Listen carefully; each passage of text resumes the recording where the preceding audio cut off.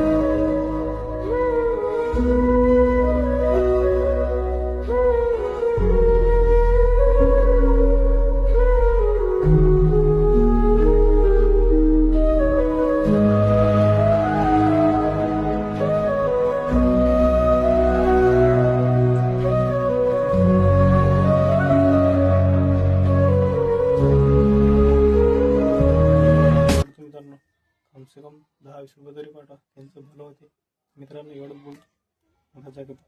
चला ठीक आहे. जय भीम जय शिवराय.